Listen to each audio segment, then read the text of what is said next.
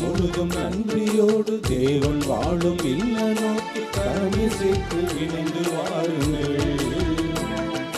நம்மை தீமை துன்பம் காலம் கேட்டு விலகி ஓடி இயேசு நாமம் பாடி வாருங்கள். நெஞ்சம் முழுதும் நன்றியோடு தேவன் வாழும் இல்ல நோக்கி கரமை சேர்த்து இணைந்து வாருங்கள். நம்மை தீமை துன்பம் காலம் கேட்டு விலகி ஓடி இயேசு நாமம் பாடி வாருங்கள். பறக்கும் பறவை இனங்களே, கடலில் வாழும் மீன்களே, இயேசு நாமம் பாடி வாருங்கள். செடிகளே, கிளைகளே, கனி தரும் மரங்களே, இயேசு நாமம் பாடி வாருங்கள். நெஞ்சம் முழுதும் நன்றியோடு தேவன் வாழும் இல்லம் நோக்கி கரவை சேர்த்து இணைந்து வாருங்கள். நம்மை தீமை துன்பம் காலம் கேட்டு விலகி ஓடி இயேசு நாமம் பாடி வாருங்கள்.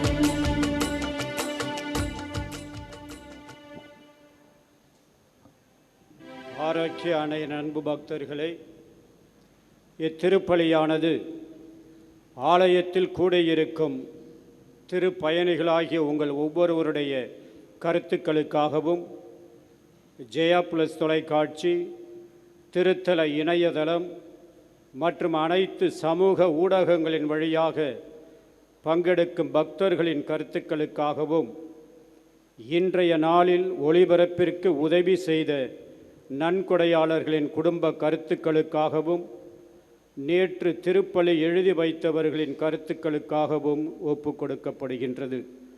மேலும் இந்த ஒளிபரப்பை காணுகின்ற அனைத்து அன்னையின் பக்தர்களையும் இறைவன் நிறைவாக ஆசிர்வதிக்கவும் இந்த திருப்பலியில் மன்றாடுவோம். Dear devotees, this Mass is offered for all the faithful gathered here and those who are participating through Jaya Plus, Shrine Web TV, as well as other social media, and in a special way for all the sponsors of this live telecast Mass and those who wrote their Mass intentions yesterday, and all the devotees of Our Lady of Belankani who are watching the same.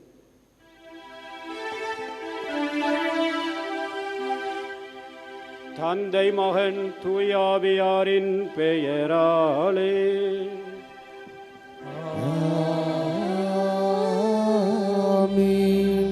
நம் ஆண்டவராகிய இயேசு கிறிஸ்துவின் அருளும் கடவுளின் அன்பும் தூயாவியாரின் நட்புறவும் உங்கள் அனைவரோடும் இருப்பதாக.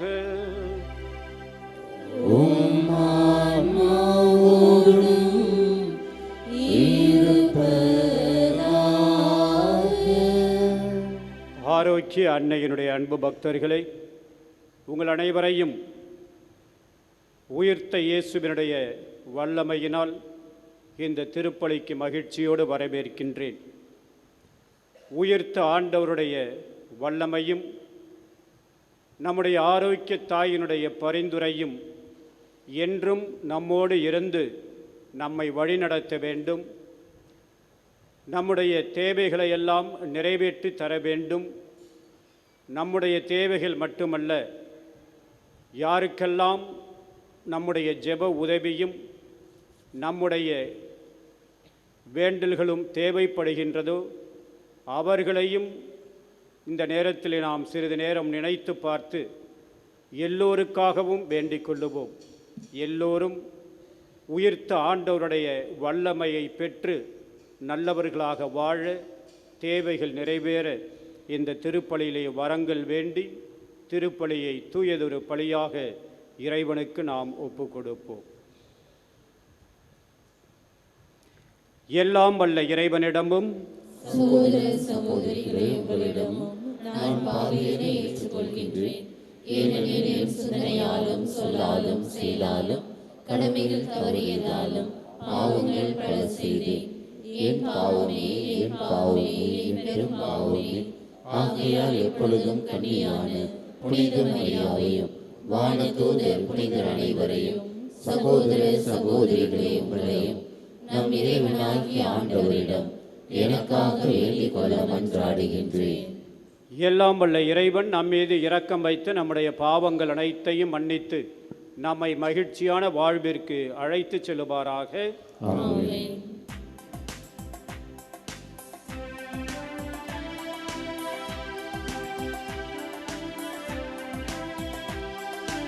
ஆண்டவரே இரக்கமாயிரும். ஆண்டவரே இரக்கமாயிரும். கிறிஸ்துவே இரக்கமாயிரும். கிறிஸ்துவே இரக்கமாயிரும். ஆண்டவரே இரக்கமாயிரும்.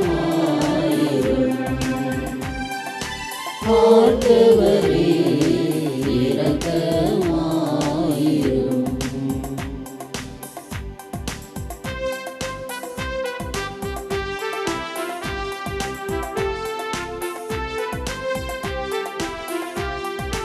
உன்னதங்களிலே கடவுளுக்கு ஆட்சி உண்டாகுக. உலகினிலே மனப்போக்கு அமைதியும் உண்டாகுக. புகழ்கின்றோம் யாவும்மையே, வாழ்த்துகின்றோம் இறைவனே. உமக்கு ஆராதனை புரிந்து உம்மை மாட்சிப்படுத்துகின்றோம் யாம். உமது மேலான மாட்சியின் பொருட்டு உமக்கு நன்றி கூறுகின்றோம். ஆண்டவராகிய இறைவனே, இணையில்லாத விண்ணரசே, ஆற்றல் அனைத்தும் கொண்டு இளங்கும் வல்ல தந்தை இறைவனே, ஒரே மகனாக உதித்த ஆண்டவர் இயேசு கிறிஸ்து இறைவனே.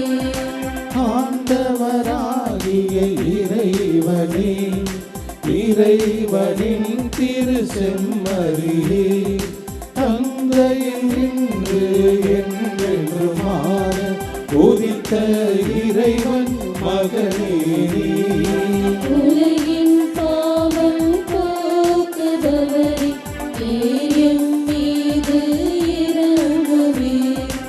உலகின் பாவம் போக்குபவரே, எம் மன்றாட்டை ஏற்றருளே. தந்தையின் வலப்பக்கம் வீற்றிருப்பவரே, நீர் எம் மீது இரங்குவே. ஏனெனில் இயேசு கிறிஸ்துவே, நீர் ஒருவரே தூயவர். நீர் ஒருவரே ஆண்டவர். நீர் ஒருவரே உன்னதர். தூய ஆவியாரோடு தந்தை இறைவன் ஆட்சியில் இருப்பவர் நீரே.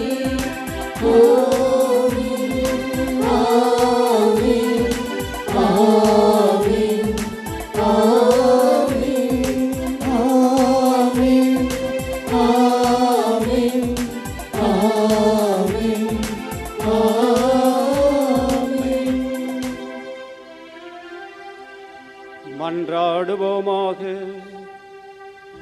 என்றென்றும் உள்ள எல்லாம் வல்ல இறைவா, உமது திரு அவை புதிய மக்களை பெற்றெடுத்து தொடர்ந்து வளர செய்கின்றீர். உமடியார்கள் நம்பிக்கையால் பெற்றுக்கொண்ட அருளடையாளத்தை வாழ்ந்து காட்டுவதில் நிலைத்து நிற்க செய்வீராக.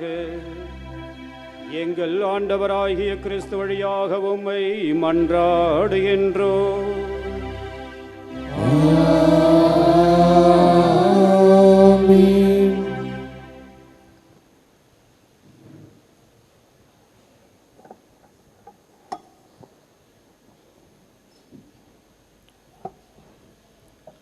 முதல் வாசகம் திருத்தூதர் பணிகள் நூலிலிருந்து வாசகம். பெந்தகோஸ்து நாளில் பேதுரு 12 சேர்ந்து எழுந்து நின்று உரத்த குரலில் அவர்களிடம் பின்வருமாறு கூறினார்: யூத மக்களே, எருசலேமில் வாழும் மக்களே, இதை தெரிந்து கொள்ளுங்கள். எனது சொற்களை கவனித்து கேளுங்கள். இஸ்ரேல் மக்களே, நீங்கள் இந்த வார்த்தைகளை கேளுங்கள். கடவுள் நாசரேத்து இயேசுவின் வழியாக உங்கள் நடுவில் வல்ல செயல்களையும் அருஞ்செயல்களையும் அடையாளங்களையும் செய்து அவரை இன்னாரென்று உறுதியாக காண்பித்தார். இது நீங்கள் அறிந்ததே.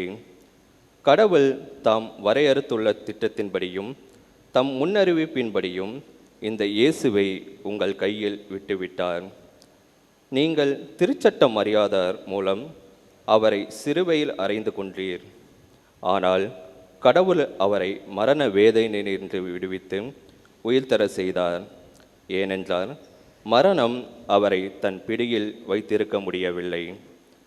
தாவீது அவரை குறித்து கூறியது: நான் ஆண்டவரை எப்போதும் என் கண்முன் வைத்துள்ளேன். அவர் என் வலப்பக்கம் உள்ளார். எனவே நான் அசைவுறேன். இதனால் என் இதயம் பேருவகை கொள்கின்றது. என் நா மகிழ்ச்சியால் நிறைந்துள்ளது. என் உடலும் எதிர்பார்ப்பில் நிலைத்திருக்கும். ஏனென்றால் என்னை பாதாளத்திடம் ஒப்புவிக்க மாட்டேன்.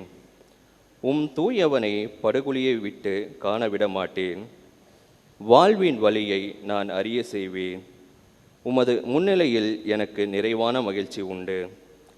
சகோதர சகோதரிகளை, நமது குல முதல்வராகிய தாவீதை குறித்து நான் சொல்வதை மறுக்க மாட்டீர்கள். அவர் காலமாகி அடக்கம் செய்யப்பட்டார். அவர் கல்லறை இன்னார் வரை நம்மிடையே இருக்கிறது. அவர் இறைவாக்கினர் என்பதால் தம் வழித்தோன்றர் ஒருவர் அவரது அரியணையில் வீற்றிருப்பார் என்று கடவுள் உறுதியாக ஆணையிட்டு கூறியதை அறிந்திருந்தார். அவர் கிறிஸ்துவின் உயிர்த்தெழுதலை முன்னறிந்து அவரை பாதாளத்திடம் ஒப்புவிக்க மாட்டேன். அவரது உடல் படுகொலியை காணவிட மாட்டேன் என்று கூறியிருக்கிறார். கடவுள் இந்த இயேசுவை உயிர்த்தெழ செய்தார். இதற்கு நாங்கள் அனைவரும் சாட்சிகள். அவர் கடவுளின் வலப்பக்கத்துக்கு உயர்த்தப்பட்டு வாக்களிக்கப்பட்ட தூய ஆவியை தம் தந்தையிடம் இருந்து பெற்று பொறிந்தருளினார். நீங்கள் காண்பதும் கேட்பதும் இதுதான். ஆண்டவரின் அருள்வாக்கு. இறைவனுக்கு நன்றி. திருப்பாடல் 16 பதிலுரை.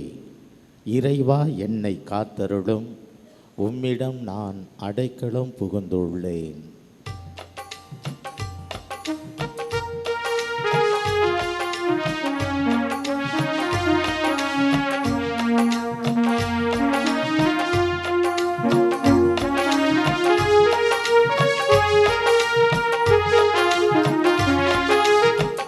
இறைவா, என்னை காத்தருளும், உம்மிடம் நான் அடைக்கலம் புகுந்துள்ளேன். இறைவா, என்னை காத்தருளும், உம்மிடம் நான் அடைக்கலம் புகுந்துள்ளேன். இறைவா, என்னை காத்தருளும், உம்மிடம் நான் அடைக்கலம் புகுந்துள்ளேன். இறைவா, என்னை காத்தருளும், உம்மிடம் நான் அடைக்கலம் புகுந்துள்ளேன். நான் ஆண்டவரிடம், நீரே என் தலைவர், உம்மையின்றி வேறு செல்வம் எனக்கு இல்லை என்று சொன்னேன்.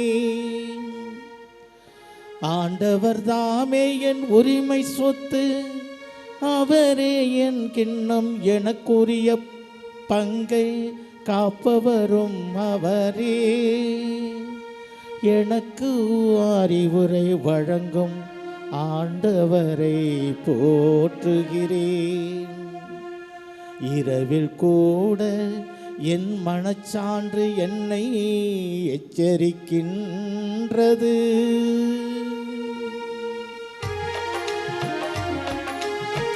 இறைவா என்னை காத்தருளும்.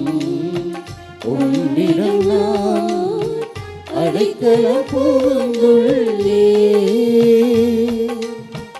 இறைவா என்னை காத்தருளும். உம்மிடம் நான் அடைக்கலம் புகுந்துள்ளே. ஆண்டவரை எப்போதும் என் கண் முன் வைத்துள்ளே. அவர் என் வலப்பக்கம் உள்ளார், எனவே நான் செய்வுறேன். என் இதயம் அக்களிக்கின்றது, என் உள்ளம் மகிழ்ந்து துள்ளுகின்றது. என் உடலும் பாதுகாப்பில் நிலைத்திருக்கும். ஏனெனில் என்னை பாதாளத்திடம் ஒப்புவிக்க மாட்டீர். உம் அன்பனை படுகுழியில் காணவிட மாட்டீர்.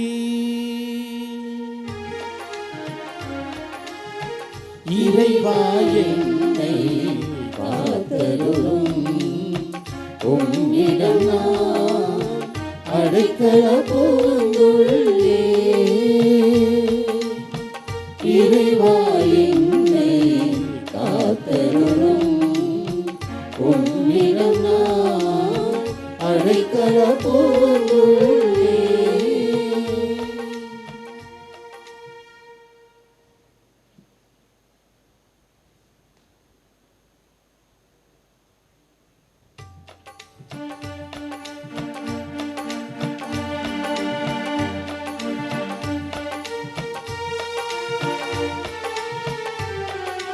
Alleluia, alleluia, alleluia, alleluia, alleluia, alleluia, alleluia,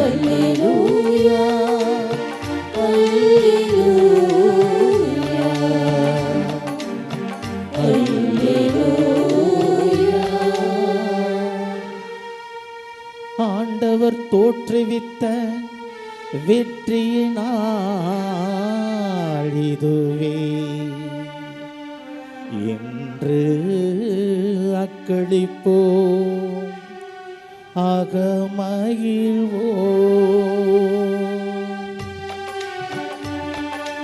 Alleluia, alleluia, alleluia, alleluia, alleluia, alleluia, alleluia, alleluia, alleluia, alleluia, alleluia.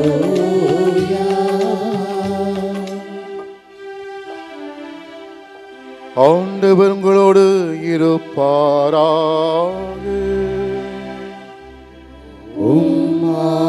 ஆன்மாவோடும் இருப்பாராக. தூய மத்தேயு எழுதிய தூய நற்செய்தியிலிருந்து வாசகம். ஆண்டவரே மாட்சி உமக்கே. அக்காலத்தில் கல்லறையில் இயேசுவை காண வந்த பெண்கள் கல்லறையை விட்டு விரைவாக புறப்பட்டு சென்றார்கள். அவர்கள் அச்சமுற்றாலும் அதே வேளையில் பெரும் மகிழ்ச்சி உற்றவர்களாய் அவருடைய சீடருக்கு அறிவிக்க ஓடினார்கள். திடீரென்று இயேசு அவர்களை எதிர்கொண்டு வந்து வாழ்த்தினார். அவர்கள் அவரை அணுகி அவர் காலடிகளை பற்றி கொண்டு பணிந்து நின்றார்கள். அப்பொழுது இயேசு அவர்களிடம், அஞ்சாதீர்கள், என் சகோதரர்களிடம் சென்று அவர்களை கலிலேயாவுக்கு போகுமாறு சொல்லுங்கள். அங்கே அவர்கள் என்னை காண்பார்கள் என்றார். அவர்கள் போய்க் கொண்டிருந்தபோது காவல் வீரர்கள் சிலர் நகரத்திற்குள் சென்று நிகழ்ந்தவை யாவற்றையும் தலைமை குருக்களுக்கு அறிவித்தனர். அவர்கள் மூப்பர்களுடன் கூடி கலந்து ஆலோசித்து அப்படை வீரருக்கு மிகுதியாக பணம் கொடுத்து, நாங்கள் தூங்கிக் கொண்டிருந்த போது இயேசுவின் சீடர் இரவில் வந்து அவரது உடலை திருடிச் சென்று விட்டனர் என சொல்லுங்கள். ஆளுநர் இதை கேள்வியுற்றால், நாங்கள் அவரை நம்ப செய்து நீங்கள் தொல்லைக்கு உள்ளாகாதபடி பார்த்துக்கொள்வோம் என்று அவரிடம் கூறினார்கள். அவர்களும் பணத்தை பெற்றுக்கொண்டு தங்களுக்கு அவர்கள் சொல்லிக் கொடுத்தவாறே செய்தார்கள். இந்நாள் வரை இந்த வதந்தி யூதரிடையே பரவி இருக்கிறது. ஆண்டவரின் அருள்வாக்கு.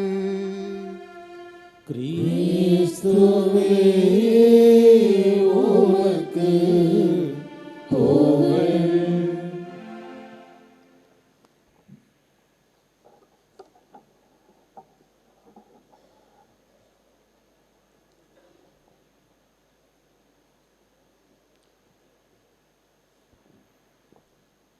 கிறிஸ்து இயேசுவில் அன்பிற்குரியவர்களே,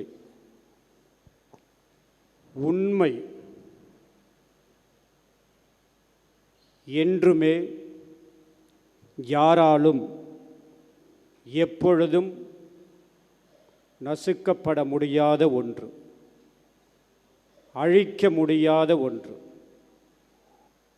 காரணம், நற்செய்தியாளர் யோவான்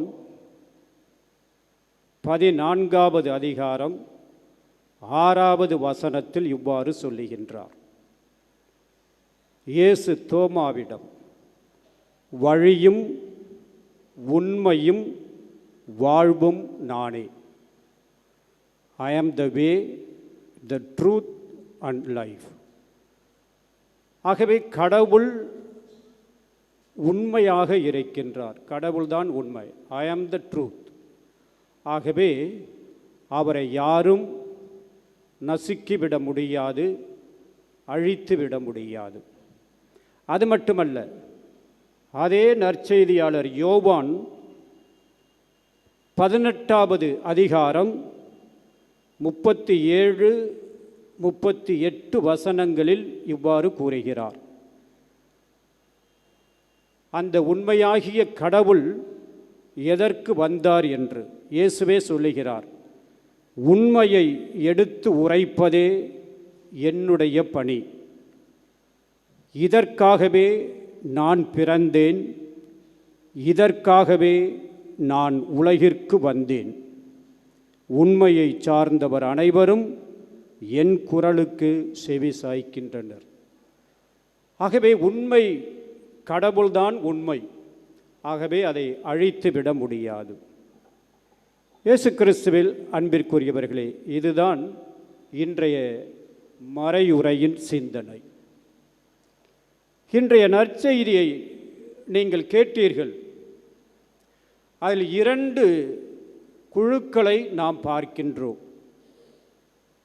முதலாவது குழுவானது இயேசு உயிர்த்து விட்டார் என்ற செய்தியை பறைசாற்றுகின்ற ஒரு குழு. இந்த குழுவை அனுப்பியவர் இயேசு கிறிஸ்து. அனுப்பப்பட்டவர்கள் யார்? பெண்கள். நற்செய்தியிலே வாசிக்க கேட்டோம். அஞ்சாதீர்கள், என் சகோதரர்களிடம் சென்று அவர்களை கலிலேயாவுக்கு போகுமாறு சொல்லுங்கள், அங்கே அவர்கள் என்னை காண்பார்கள் என்று கூறி இயேசு அந்த பெண்களை அனுப்பினார். இந்த முதல் குழுவினுடைய வேலை இயேசு உயிர்த்து விட்டார் என்று சொல்ல வேண்டும். இரண்டாவது ஒரு குழு இன்றைய நற்செய்தியிலே இருக்கின்றது. அதனுடைய பணி என்ன? அது எதை பறைசாற்ற வேண்டும்? இயேசு உயிர்க்கவில்லை என்று பறைசாற்ற. இந்த குழுவை அனுப்பியவர்கள் யார்? தலைமை குருக்களும் மூப்பர்களும். அதைத்தான் நான் நற்செய்தியிலே வாசிக்க கேட்டோம். அனுப்பப்பட்டவர்கள் யார்? படை வீரர்கள். இந்த குழுவினுடைய செய்தி என்ன? இயேசு உயிர்க்கவில்லை, மாறாக அவருடைய சீடர்கள் அவருடைய உடலை திருடிச் சென்று விட்டார்கள். யார்? இயேசு இறந்து விட்டார் என்ற செய்தியை கேட்டவுடனேயே மேலே இருக்கின்ற அறையில் அனைத்து கதவுகளையும் மூடி பயந்து கொண்டு இருந்தவர்கள் தைரியமாக வந்து இயேசுனுடைய உடலை திருடிச் சென்று விட்டார்களாம். இதுதான் இவர்கள் இந்த இரண்டாவது குழு செய்ய வேண்டிய பணி. ஆனால் இந்த இரண்டு குழுக்களின் நம்பகத்தன்மையை பொறுத்த மட்டில் இரண்டாவது குழு, அதாவது இயேசு உயிர்க்கவில்லை, மாறாக அவருடைய உடல் திருடப்பட்டது, இதைத்தான் மக்கள் அதிகம் நம்பியிருக்க வேண்டும். அதற்கு ஒரு 3 காரணங்களை நான் கூறுகின்றேன். முதலாவது காரணம், அந்த காலத்தில், இயேசு வாழ்ந்த காலத்தில் கல்லறை திருடர்கள், டூம் ராபர்ஸ் என்று பல பேர் இருப்பார்களாம். கல்லறையில் அடக்கம் பண்ணப்பட்ட உடல்களில் அணிந்திருந்த நகைகளை திருடிச் செல்வதற்காக ஒரு குழு இருக்குமாம் அந்த காலத்திலேயே. அவர்களுக்கு பேர் கல்லறை திருடர்கள். இவர்களை பிடிக்க, இவர்களை தண்டிக்க அரசு சட்டங்கள் எல்லாம் இருந்தது. குறிப்பாக எகிப்தில் இறந்தவர்களை அப்படியே அவர்கள் அணிந்திருந்த நகைகளோடு அடக்கம் செய்வார்களாம், அதை திருடுவதற்காக. ஆகவே தான் அதை மனதிலே வைத்து இந்த தலைமை குருக்களும் மூப்பர்களும் என்ன செய்கின்றார்கள்? இயேசுவினுடைய சீடர்கள் வந்து இயேசுவினுடைய உடலை திருடிச் சென்று விட்டார்கள். ஆகவே மக்கள் அதை ஈஸியாக நம்பலாம். இரண்டாவது காரணம், யூத மக்களை பொறுத்தவரை, அதிலும் குறிப்பாக சதுசேயர்கள் என்ற ஒரு குழு இருந்தது. பரிசேயர்கள், சதுசேயர்கள் என்று. இந்த சதுசேயர்கள் உயிர்ப்பு என்பதை நம்புவது கிடையாது. உயிர்ப்பு என்பது ஒன்று இல்லை என்று நம்பியவர்கள் இவர்கள். ஆகவே இயேசுவை திருடிச் சென்று விட்டார்கள் என்று ஈஸியாக மக்கள் நம்புவார்கள். மூன்றாவது காரணம், இந்த இயேசு உயிர்த்து விட்டார் என்ற செய்தியை சொன்னவர்கள் யார்? பெண்கள். பெண்களுடைய சாட்சியத்திற்கு யூதர்கள் அவ்வளவாக முக்கியத்துவம் கொடுப்பது கிடையாது. இதை நாம் விவிலியத்திலே பார்க்கின்றோம். ஆகவே தான் இயேசு உயிர்க்கவில்லை, அவரது சீடர்கள் அவருடைய உடலை திருடிச் சென்று விட்டார்கள் என்ற செய்திதான் அதிகமாக பரவி இருக்க வேண்டும். ஆனால் நடந்தது என்ன? முதல் குழுவினுடைய வார்த்தைகள் தான் அதிகம் நம்பப்பட்டன. முதல் குழுவினுடைய வார்த்தை என்ன? இயேசு உயிர்த்து விட்டார். இதுதான் அதிகம் பரவியது. இதற்கு என்ன காரணம்? இந்த முதல் குழு இயேசு உயிர்த்து விட்டார், அதிலும் பெண்கள் சென்று சீடர்களிடம் சொல்லுகின்றார்கள். அவர்களை அனுப்பியவர் இயேசு கிறிஸ்து, உயிர்த்த ஆண்டவர். அதற்கு என்ன காரணம் என்றால், உண்மை என்றுமே நசுக்கப்பட முடியாது. உண்மையை யாராலும் எங்கும் அழித்துவிட முடியாது. வாய்மையே வெல்லும். ஆனால் நடந்தது என்ன? ஒரு முதுமொழி சொல்லுவார்கள், உண்மை தன் காலணிகளை அணிவதற்கு முன்பே பொய் அல்லது வதந்தி ஊரை சுற்றி வந்துவிடுமா. இது ஒரு முதுமொழி. அந்த அளவிற்கு பொய்யும் வதந்தியும் வேகமாக பரவக்கூடிய ஒன்று. உதாரணமாக சொல்ல வேண்டுமென்றால், இப்பொழுது நாம் பார்க்கின்றோம் இந்த காலத்தில் எரிபொருள் தட்டுப்பாடு, எல்பிஜி சிலிண்டர்கள் கிடைக்கவில்லை, ஆனால் அரசு என்ன சொல்லுகின்றது? எல்லா இடத்திலும் கிடைக்கின்றது என்று. இந்த வதந்தி எவ்வளவு வேகமாக பரவுகின்றது என்று உங்களுக்கு தெரிந்தது தான். அது மட்டுமல்ல, ஏறக்குறைய ஒரு வருடத்திற்கு முன்பாக நீங்கள் தொலைக்காட்சியிலும் செய்திகளிலும் பார்த்திருப்பீர்கள். வட மாநிலங்களிலிருந்து வந்தவர்களை இங்கு தமிழ்நாட்டிலே துன்புறுத்துகின்றார்கள் என்ற செய்தி வெகு வேகமாக பரவியது. அதே போன்றுதான் நம்முடைய கிராமங்களில் கூட சில சண்டை சச்சரவுகள் வருகின்ற பொழுது பொய்யானது, வதந்தியானது வேகமாக பரவுகின்றது. ஆகவே தான் சில நேரங்களில் காவல்துறையினர் என்ன செய்கின்றார்கள்? வதந்தியை நம்பாதீர்கள், இதெல்லாம் பொய் என்று அவர்கள் அனௌன்ஸ் பண்ணுகிறார்கள். ஆகவே அந்த அளவிற்கு பொய்யும் வதந்தியும் வேகமாக பரவக்கூடிய ஒன்று. ஆனால் அதனுடைய நம்பகத்தன்மை வெகு குறைவு. வேகம் இருக்கும், ஆனால் அதில் நீடித்த நிலையான உண்மை இருக்காது. ஆனால் அதே நேரத்தில் உண்மைக்கு வேகம் அதிகமாக இருக்காது, ஆனால் உண்மை நீடித்து நிற்கின்ற தன்மை அதற்கு உண்டு. என்டியூரன்ஸ் என்று சொல்லுவார்கள். நீடித்து நிலைத்து நிற்கக்கூடிய தன்மை உண்மைக்கு எப்பொழுதுமே உண்டு. இயேசுவின் உயிர்ப்பு என்னும் உண்மையை தங்களுடைய பொய்யாலும் வதந்தியாலும் ஒன்றுமில்லாமல் ஆக்க தலைமை குருக்களும் மூப்பர்களும் முயற்சித்தார்கள். அதைத்தான் அவர்கள் படை வீரர்களிடம் சொல்லுகிறார்கள். நீங்கள் சென்று சொல்லுங்கள். என்ன சொல்ல வேண்டும்? இயேசுவினுடைய சீடர்கள், அந்த பயந்தாங்கொள்ளிகள் வந்து இயேசுவினுடைய உடலை திருடி சென்று விட்டார்கள் என்று சொல்லுங்கள். ஆளுநன் கேட்டால் நாங்கள் பார்த்து கொள்கிறோம் என்று அவர்கள் கூறினார்கள். ஆனால் எந்த அளவிற்கு அவர்கள் இந்த வதந்தியை பரப்பினார்களோ, வேகம் இருந்ததோ, ஆனால் அந்த வதந்தி நீடித்து நிற்கவில்லை. காரணம் இன்று நாம் பார்க்கின்றோம். கிறிஸ்தவ மதம் உலகம் முழுவதிலும் இருக்கின்ற மதங்களிலே அதிக எண்ணிக்கையை கொண்டது கிறிஸ்தவ மதம். இயேசுவினுடைய உடலை திருடிச் சென்று விட்டார்கள், அவர் உயிர்க்கவில்லை என்ற அந்த செய்தி பரவி இருந்தால் கிறிஸ்தவ மதம் இவ்வளவு மக்கள் பின்பற்றுகின்ற ஒரு மதமாக இருந்திருக்க முடியாது. ஆகவே உண்மை யாரும் அழித்து விட முடியாது. இனி நம்முடைய வாழ்க்கைக்கு வருவோம். நம் கண்முன்னே சில நேரங்களில் உண்மையானது உதாசீனப்படுத்தப்படுகின்றது.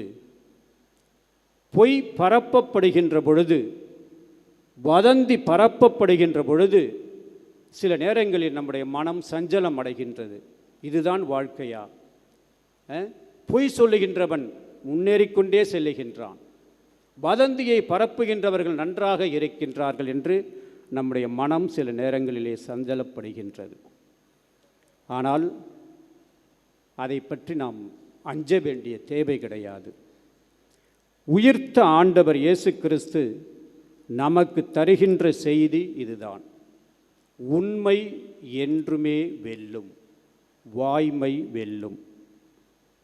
ஒரு பொய்யை மீண்டும் மீண்டும் திரும்ப திரும்ப சொல்லால் அது உண்மையாகி விடாது. அதுதான் உண்மை. உண்மை ஒரு நாள் வெல்லும். ஒரே ஒரு உதாரணத்தை நான் உங்களிடம் சொல்லி முடிக்கின்றேன். உண்மை வெல்லும், ஆனால் சிறிது காலமாகும். கேரளாவில் நடந்த ஒரு உண்மை சம்பவத்தை நான் சொல்லுகின்றேன். கேத்தலிக் வேர்ல்டு நியூஸ் இதில் வந்தது. இதை நீங்கள் நெட்டில் கூட போய் பார்க்கலாம். ஒரு குருவானவர், அவருடைய பெயர், அதாவது கேரள மாநிலம் சங்கனாச்சேரி உயர் மறை மாவட்டத்தில் குருவாக, கத்தோலிக்க குருவாக இருந்தவர் அருட்தந்தை பெனடிக்ட் ஓணம் குளம் என்று அவருடைய பெயர். இது ஒரு அந்த நேரத்தில் 1966 ஒரு சென்சேஷனல் கேஸ். அது என்ன கேஸ்ன்னு நான் சொல்கிறேன். 1966 மரிய குட்டி என்ற ஒரு பெண் கொலை செய்யப்படுகின்றார். இந்த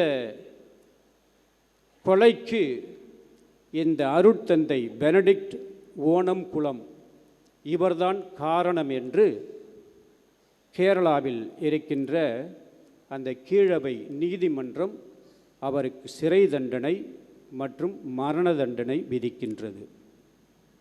1966. 1967 அந்த சங்கனாச்சேரி உயர் மறைமாவட்டம் அதை கேரள உயர் நீதிமன்றத்திற்கு எடுத்துச் செல்கின்றது. அங்கு போதிய ஆதாரங்கள் இல்லை என்று இந்த அருட்தந்தை பெனடிக்ட் விடுதலை செய்யப்படுகின்றார். ஆனால் ஒரு கொலையாளி என்ற பட்டத்தோடு அவர் ஒரு ரிமோட் வில்லேஜ், ஒரு சாதாரண ஒரு யாருமே அணுக முடியாத ஒரு கிராமத்திலே தன்னுடைய பணியை அவர் செய்து வருகின்றார். ஒரு கொலை சாதாரணமாக எந்த வேறு பெரிய பப்ளிசிட்டி இல்லாமல் அவர் செய்து வருகின்றார். 2000 ஆண்டில் ஏறக்குறைய 1966 இவர் கொலையாளி என்று தீர்ப்பளிக்கப்படுகின்றது.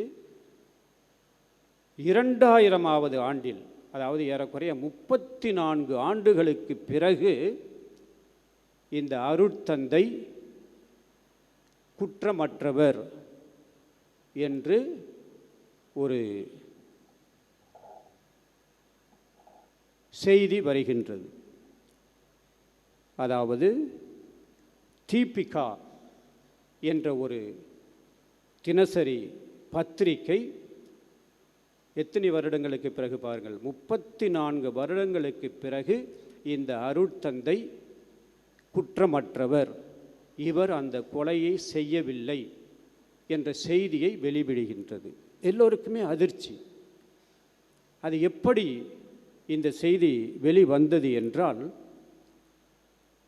இந்த ஒரு 93 வயது ஒரு விதவை, அது யார் என்றால் இந்த மரிய குட்டிக்கு என்ற பெண்ணினுடைய கொலை வழக்கில் துணையாக இருந்த ஒரு மருத்துவருடைய மனைவி. 93வது வயதில் கேரளாவில் நடைபெற்ற ஒரு தியானத்தில், கரிஸ்மேட்டிக் பிரேயரிலே அவர் கலந்து கொள்கின்றார். அங்கு அவளுக்கு மனமாற்றம் ஏற்படுகின்றது. அங்கு இருக்கின்ற அந்த தியானம் கொடுத்த அருட்தந்தையிடம் சொன்ன பொழுது அவர் சொல்லுகின்றார், நீங்கள் அந்த தந்தையிடமே யார் கொலையாளி என்ற பட்டத்தோடு 34 வருடங்கள் இருக்கின்றாரோ அவரிடம் சென்று இதை சொல்லுங்கள் என்று சொன்ன பொழுது அவர் இதை சொல்லுகின்றார். அதற்கு பல காரணங்கள் இருக்கின்றன. எவ்வாறு எதனால் இந்த பெண்ணினுடைய கணவர் மருத்துவர் அந்த பெண்ணை கொலை செய்தார் என்று. கடைசியாக என்ன செய்தி என்றால், 34 வருடங்களுக்கு பிறகு உண்மை வெளிவந்தது. அதுதான் இன்று நமக்கு தருகின்ற பாடம். உண்மை எப்பொழுதுமே வெல்லும், வாய்மை வெல்லும். அதைத்தான் இந்த உயிர்த்த ஆண்டவர் நமக்கு சொல்லுகின்றார். ஏனென்றால் அவர் உண்மையானவர். He is the truth. அவர் உண்மை. அதற்காகத்தான் அவர் பிறந்தார், அதற்காகத்தான் அவர் இந்த உலகத்திற்கு வந்தார், அதற்காகத்தான் பாடுபட்டு மரித்தார். ஆகவே நம்முடைய வாழ்க்கையில் அந்த உண்மை என்பதற்கு நாம் எந்த அளவிற்கு முக்கியத்துவம் கொடுக்கின்றோம் என்று சிந்தித்து பாருங்கள். அன்னையிடம் கேளுங்கள், அந்த அன்னை பரிந்து பேசுவாள் நமக்காக. எப்பொழுதுமே உண்மையானவர்களாக நேர்மையாளர்களாக வாழ தொடர்ந்து இந்த திருப்பலியிலே வரங்கள் வேண்டுவோம். ஆமென்.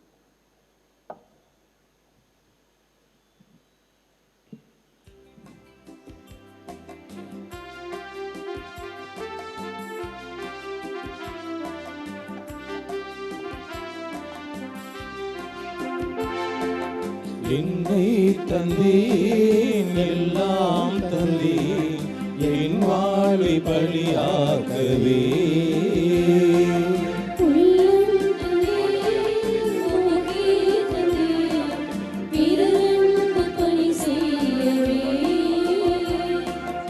என் இயேசுவே, என் தெய்வமே, உம்மோடு உறவாடவே. என் இயேசுவே, என் தெய்வமே, உம்மோடு உறவாடவே. என்னை தந்தீர், எல்லாம் தந்தீர், என் வாழ்வை பலியாக்கவே. நாம் அனைவரும் சேர்ந்து ஒப்புக்கொடுக்கின்ற இந்த திருப்பலி எல்லாம் வல்ல தந்தையாகிய இறைவனுக்கு ஏற்றதாகும்படி ஒன்று சேர்ந்து மன்றாடுவோம். ஆண்டவர் நமது பெயரின் புகழ்ச்சிக்காகவும் ஆட்சிக்காகவும் நமது நன்மைக்காகவும் புனித திரு அவை அனைத்து நலனுக்காகவும் உமது கையிலிருந்து இப்பலியை ஏற்றுக்கொள்வாராக. எல்லாம் வல்ல இறைவா, உம் மக்களின் காணிக்கைகளை பரிவுடன் ஏற்றுக்கொள்ள உமை தாழ்மையுடன் வேண்டுகின்றோம். அதனால் உமது பெயரை அறிக்கையிடுவதாலும் திருமுழுக்கினாலும் புதுப்பிக்கப்பெற்ற இவர்கள் என்றென்றும் உள்ள பேற்றினை பெற்றுக்கொள்ளுவார்களாக. எங்கள் ஆண்டவராகிய கிறிஸ்து வழியாக உம்மை மன்றாடுகின்றோம்.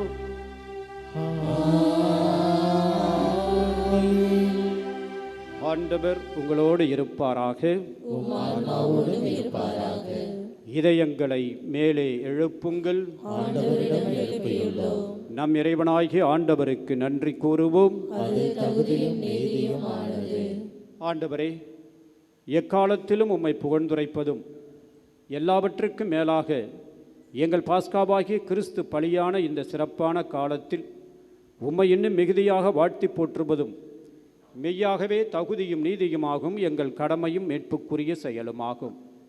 கிறிஸ்து எங்களுக்காக இன்னும் தொடர்ந்து தம்மை கையளித்து உமது திருமுன் இடையராது பரிந்து பேசி எங்களை பாதுகாத்து வருகின்றார். பலியான அவர் இனிமேல் சாக மாட்டார்.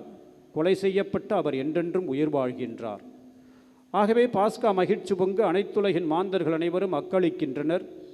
அவ்வாறே ஆற்றல் மிக்கோரும் அதிகாரம் கொண்ட தூதர்களும் உமது மாட்சிமையை புகழ்ந்து முடிவின்றி சொல்லுவதாவது: தூயவர் தூயவர் தூயவர், வான்படைகளின் கடவுளாம் ஆண்டவர், விண்ணகமும் மண்ணகமும் உமது மாட்சியால் நிறைந்துள்ளன.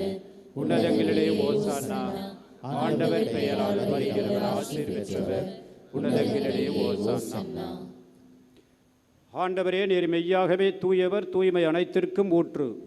ஆகவே உம்முடைய ஆவியை பொழிந்து இந்த காணிக்கைகளை தூய்மைப்படுத்த உம்மை வேண்டுகின்றோம். இவ்வாறு எங்கள் ஆண்டவர் இயேசு கிறிஸ்துவின் உடலும் இரத்தமுமாக எங்களுக்கு இவை மாறுவனவாக. அவர் பாடுபட உளம்கனிந்து தம்மை கையளித்த போது அப்பத்தை எடுத்து நன்றி செலுத்தி அதை பிட்டு தம் சீடர்களுக்கு அளித்து அவர் கூறியதாவது: அனைவரும் இதிலிருந்து பெற்று உண்ணுங்கள், ஏனெனில் இது உங்களுக்காக கையளிக்கப்படும் என் உடல்.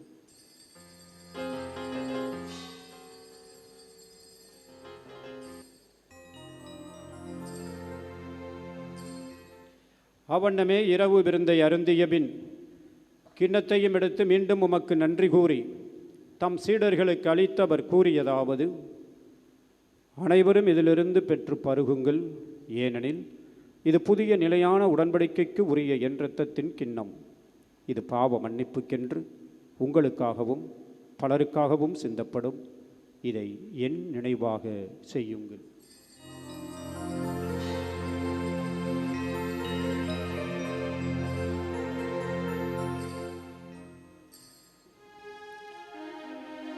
நம்பிக்கையின் மறைபொருள்.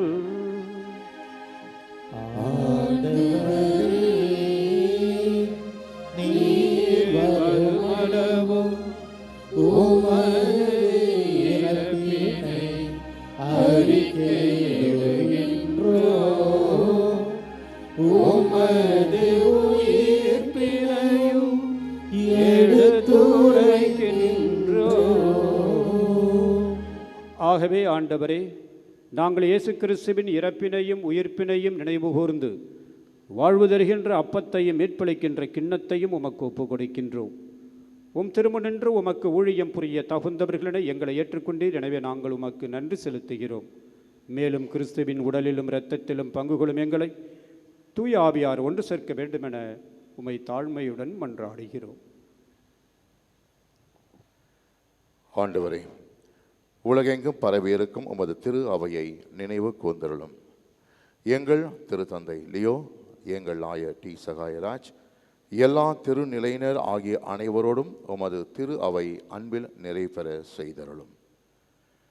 மேலும் உயிர்த்தலும் எதிர்நோக்குடன் துயில் கொள்ளும் எங்கள் சகோதர சகோதரிகளையும் இறந்தோர் அனைவரையும் இரக்கத்துடன் நினைவு கூர்ந்து உமது திருமுக ஒளியினுள் ஏற்றருளும். எங்கள் அனைவர் மீதும் இரக்கமாயிரும். கடவுளின் கன்னித்தாயான புனித மரியா, அவருடைய கணவரான புனித யோசேப்பு, புனித திருத்துதர்கள், இவ்வுலகில் உமக்கு உகந்தவராய் இருந்தோராகிய புனிதர் அனைவருடனும் நாங்கள் நிலை வாழ்வில் பங்கு கொள்ளும் தகுதி பெற்று உம் திருமகன் இயேசு கிறிஸ்து வழியாக உம்மை புகழ்ந்தேற்ற வரமருள உம்மை மன்றாடுகின்றோம்.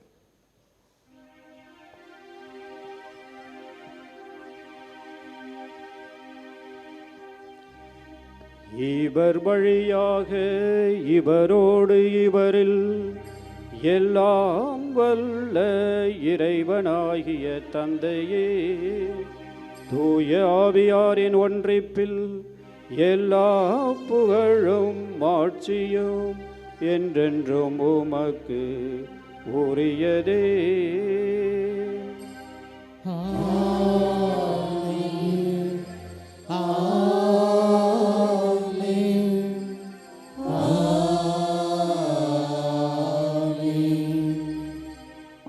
மீட்பரின் கட்டளையால் கற்பிக்கப்பட்டு இறை படிப்பினையால் பயிற்சி பெற்று நாம் துணிந்து சொல்லுவோம்.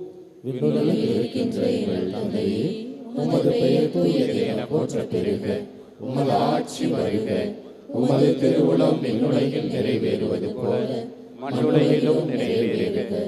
எங்கள் அன்றாட உணவை இன்று எங்களுக்கு தாரும். எங்களுக்கு எதிராக குற்றம் செய்வோரை நாங்கள் மன்னிப்பது போல எங்கள் குற்றங்களை மன்னியும். எங்களை சோதனைக்கு உட்படுத்தாதேயும், தீமையிலிருந்து எங்களை விடுவித்தருளும். ஆண்டவரே, தீமைகள் அனைத்திலுமிருந்தும் எங்களை விடுவித்து எங்கள் வாழ்நாளில் அமைதியை கனிவுடன் அருள உம்மை மன்றாடுகிறோம். உமது இரக்கத்தின் உதவியால் நாங்கள் பாவத்திலிருந்து எப்பொழுதும் விடுதலை பெற்று யாதொரு கலக்கமின்றி நலமாயிருப்போமாக. நாங்கள் எதிர்நோக்கி இருக்கும் பேரின்பத்திற்காகவும் எம் மீட்பராகிய இயேசு கிறிஸ்துவின் வருகைக்காகவும் காத்திருக்கின்றோம். ஏனெனில் ஆட்சியும் வல்லமையும் ஆட்சியும் என்றென்றும் உமதே. ஆண்டவரே இயேசு கிறிஸ்துவே, அமைதியை உங்களுக்கு விட்டுச் செல்கின்றேன், என் அமைதியையே உங்களுக்கு அளிக்கின்றேன் என்று உம் திருத்தூதர்களுக்கு மொழிந்தீரே. எங்கள் பாவங்களை பாராமல் உமது திரு அவையின் நம்பிக்கையை கண்ணோக்கி உம்முடைய விருப்பத்திற்கு ஏற்ப அதற்கு அமைதியையும் ஒற்றுமையையும் அளித்தருள்வீராக. என்றென்றும் வாழ்ந்து ஆட்சி செய்கின்றவர் நீரே. ஆமென். ஆண்டவருடைய சமாதானம் உங்கள் அனைவரோடும் என்றும் இருப்பதாக. உம் ஆன்மாவோடும் இருப்பதாக. ஒருவருக்கொருவர் இயேசு கிறிஸ்துவின் சமாதானத்தை மகிழ்ச்சியோடு தெரிவித்துக் கொள்வோம். சமாதானம்.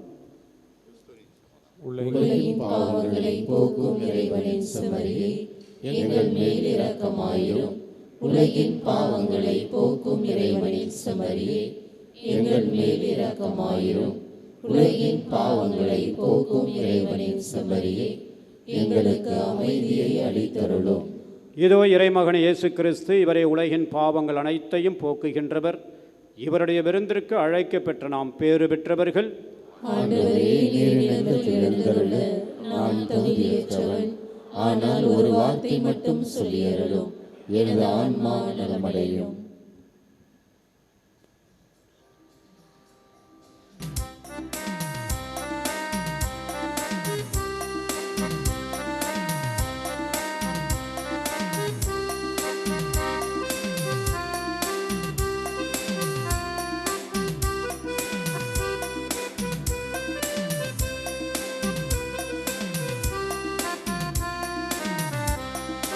என்னில் வா என்னில் வா என்னிலே நீ வா என்னில் வா என்னில் வா என்னிலே நீ வா உன்னை நான் காணவா என்னை நீ காக்கவா வண்ண ஒளியாகவா விண்ணின் வழியாகவா எந்த நினைவாகவா என்னில் உறவாடவா என்னில் வா என்னில் வா என்னிலே நீ வா என்னில் வா என்னில் வா என்னிலே நீ வா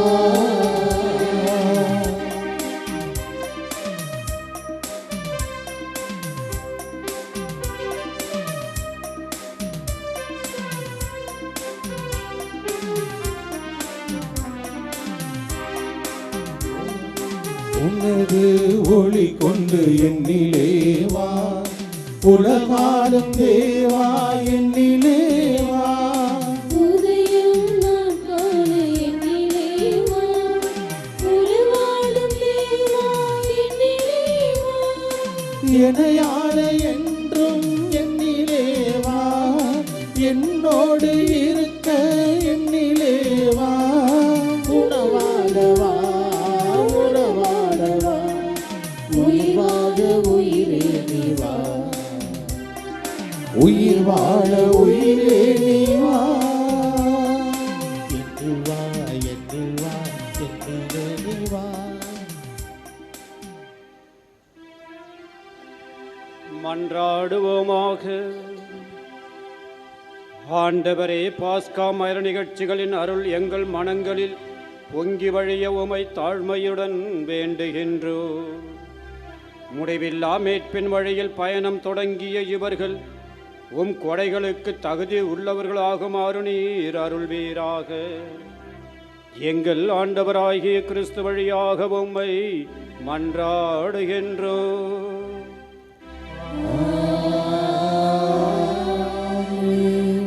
ஆண்டவர் உங்களோடு இருப்பாராக.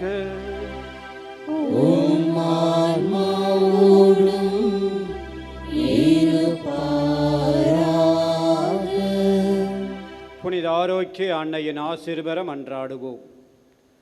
ஆற்றலும் அன்புமிக்க இயேசுவை கையிலேந்தி காலமெல்லாம் கடலோரம் காத்திருக்கின்ற புனித ஆரோக்கிய தாயே, இப்பேராலயத்தில் கூடியிருக்கும் பக்தர்கள் மற்றும் இணையதளம் சமூக ஊடகங்கள் வழியாக பங்கேற்கும் அனைவரையும் ஆசீர்வதியும்.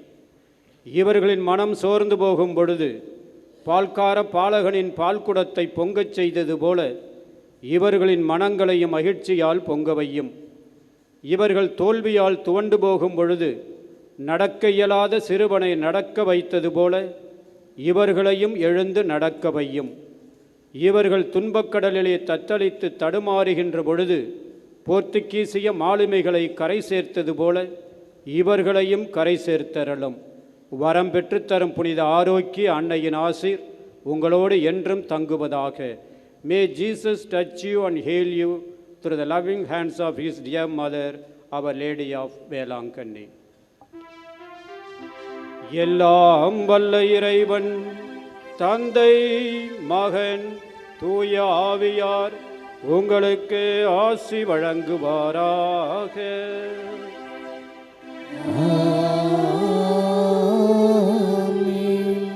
சென்று வாருங்கள், திருப்பலி நிறைவேறிற்று. அல்லேலூயா அல்லேலூயா.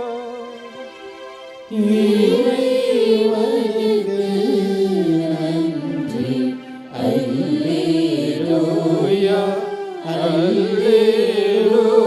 அல்லேலூயா.